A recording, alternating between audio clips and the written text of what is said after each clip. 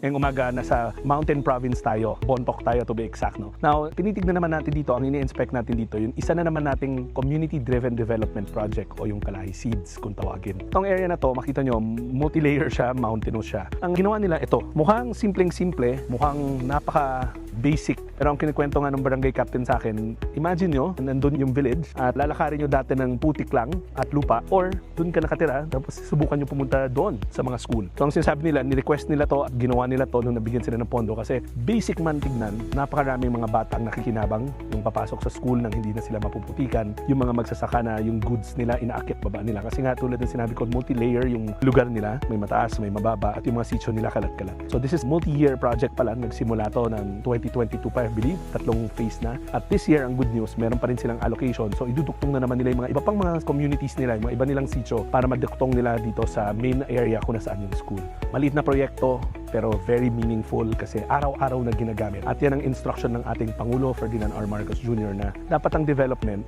walang pinipiling area. Malayo man, liblib man na lugar, konti man ang mga nakatira, dapat nararamdaman ng pamahalaan. Sa pamamagitan ng community-driven development o Kalahi Seeds ng DSWD, yan ang ginagawa ng departamento.